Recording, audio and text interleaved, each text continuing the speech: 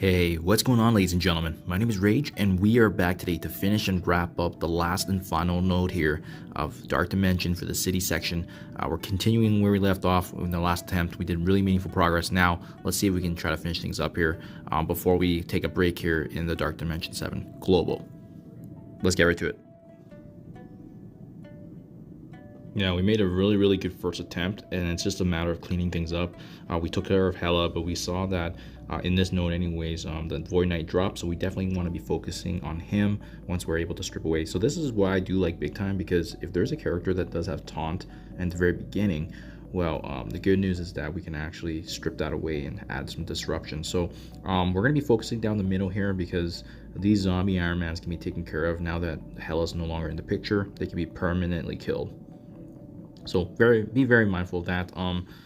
Obviously, it would have been good to focus Void Knight as well, but to be honest, there's just too many weaker enemies that we have to take down, especially knowing that there's more clusters of enemies coming. And this is really good. We can see the bleeds kicking in. Robbie's going to be getting his turn meter. Although there's a taunt there, it's okay. We can still apply more bleeds with his basic ability, and that's kind of why he's the king of the city Dark Dimension section for sure. Yeah, even in the future with Spire Society obviously taking you know, the place here for synergies and teams and so forth, I still think Robbie's gonna always have a place, especially if they shake things up similar to what we're seeing right now with Dark Dimension 8. So continuing where we left off here, we're just finishing off the rest of these Iron Man, the weaker characters for sure. I would actually, you know, opt to save the Vulture Ultimate, because we know there's more enemies coming, so you might as well take advantage of more enemy waves. Zuggs is still going to get his abilities off. It is what it is, but the good news is we're in a really good place here. 20 out of 34 enemies remaining. I like my chances here, and again, the debuffs are big. And it looks like you're going to get an opportunity here to really bide your time a bit, because there's only 3 enemies remaining. Go ahead, finish them off, and then boom, 16 out of 34 to go. And there's going to be the spawned invaders team, also mixing up some synergies here of Asgardians. They're not really on the same team, Infinity War, Thor, and Beta Ray Bill, but yeah, I would definitely focus on the damage dealers on this team. So Thor, Beta Ray, they're going to be doing work. So right off the bat, I'm activating the heavy ultimate ability just to provide some massive debuffs against this team. We're going to be ability blocking that Captain America World War II, because I think he can actually provide some good support for invaders. So I think I would recommend it. I think it's a good one to control. If there is a taunt, then it is what it is. You have to probably go through the security as shown here, unless you added some sort of disruption beforehand, but it is what it is. It only lasts for a turn, not a big deal. We're still able to do work here utilizing Noir. And then at this point, I would just recommend, similar to how we started, finishing off some of the enemies that are weaker. You may not have a choice, because Beta Ray is going to get his taunt, so you might have to actually just start focusing on the right side. And you'll see at 14 out of 34, there is going to be another top up here of the waves of enemies. So they just like doing that. It's again Zuggs returns.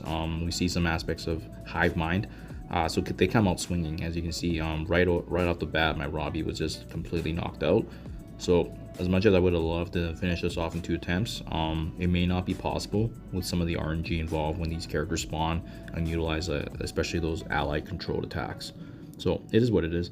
I think we've done really good work here with the debuffs, and at this point we're just trying to do as much damage as we can, knowing that this likely will not be the attempt to finish them off. But yeah, love Big Time. He's actually been a surprising addition. I know, like, initially when my thought process was bring him in because he's cheap, but he actually hits like a truck, and it also helps that these enemy health pools aren't that big. So at this point we're just trying to do as much damage as we can, and again, like I said, just try to focus in on as many weaker enemies as you can, and if they can use some abilities along the way, like that Red Goblin right there, it does help, because it's gonna make it even easier for us to go in that final cleanup attack here. So we're just letting them clean up. It is what it is. And like I said, even better if they can use their abilities. It's a full map on the board, but we'll be ready to go here.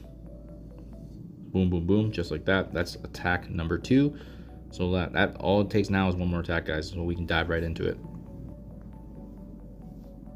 And also just keep in mind, guys, 14 out of 34 enemies remaining, but remember, you will not be using any of these characters after the conclusion of the city section, because The only thing we had to be mindful of was the first 3 nodes. Because of us bringing in Skrull and APOC, we know they're going to be utilized later on in the mythic section. But as for these city characters, they're good to go now, so we're not going to be worried about cooldowns. We're not going to be worried about just saving abilities. We're just going to focus on that right side first.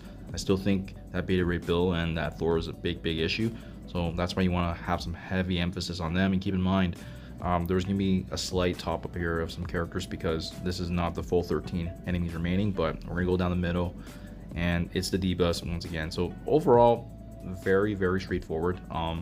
Compared to the first 3 nodes, there's a lot less RNG involved, and I could have perfected some attacks, but to be honest, it just wasn't worth the time. And you can see how much weaker these enemies are if you look at my first 3 nodes that I did, where there was definitely some aspects of resetting, but not the case for City. It's, as you can see here, it's really the Robbie and Vulture show, and everybody else around them just helps out with the bleeds, the support.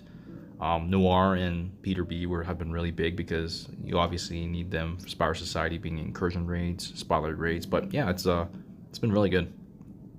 Big Time has been a nice surprise for myself. He was so cheap, but you can see, like I said, hits like a freaking truck. I love it. So going down the middle here, control that Thor once again, and this is just going to be super silky smooth cleanup. At this point, it's guaranteed win. It's more so just the timing now. I also want to point out, guys, by the time this video gets out, you'll know that I released a video earlier about taking a pause in Dark Dimension 7 because of the fact that the Annihilators team is coming out and my focus will be on them. The reason why it's important for you guys to think about this is because if you've invested in global characters already, characters like Nightcrawler, characters like Gambit, both using osmium, you may not get that chance to bring up Val as well as Endgame Thanos later on in Cosmic. So just food for thought. We don't know how far along my resources will be by the time this video comes out, but just food for thought. Always plan ahead. And with the Annihilators team, they're going to be an absolute game changer. So that's why I do caution you guys when you're planning ahead in Dark Dimension. You can see strategically, you always want to be building up so that way you can use characters along the way. You don't want to, ideally, you don't want to be building up a character or team that you can't touch until way later. Obviously, APOC and Skrull were the exceptions because, you know, they're used in arena right away, so you can bring them up. Black Knight as well. We got Black Knight ready to go for global at least, but otherwise, in the meantime, yeah, I'm at a holding pattern. I think Cabal is still going to be really good. If you have a ton of mutant gear, Extreme X-Men obviously is going to be the strong case, but otherwise, City's a joke. First 3 nodes were difficult, but manageable, especially if you have the synergies of APOC and Skrull. And yeah, as you can see, easy, silky smooth cleanup right now. And by the way, guys, this is by no means like the best City team by any stretch. It was just what worked for me at the time with the resources and the management. You know, having 2 tech characters here, and as well as having a couple of these big members for Spire Society, I thought was really valuable. But at the end of the day, it was my gear management of how my Crimson gear was flowing into the account. So always do what's best for your account at the end of the day. You know what you have in abundance in, especially with the orbs. They're random. You don't know what's going to be coming. But yeah, overall, very happy with this team. Could this be a team that I bring into future Dark Dimensions? 100%. I love how cheap this team overall was. And like I said, Robbie and Vulture, they carried hard. So yeah, take advantage of the rewards. But as per usual, when I complete my notes, guys, I just want to show you where at the time of recording I ranked when I finished up the city section here. So as you can see, full 3 attempts. Overall, pretty good. I didn't think that it was challenging at all. The HP pools were manageable. It just felt like every day you can make a really good, meaningful progress. And still shot at the top 2,500 at the time of recording. Remember, this is pre-recorded before, so likely would have dipped by now. But yeah, just as a heads up if you guys are interested. Anyways, guys, do appreciate your time as always. Hopefully this is insightful. Hopefully this helps. Now we're gearing up for Dark Dimension 7 Global and Cosmic, and like I said, my focus will be Annihilators.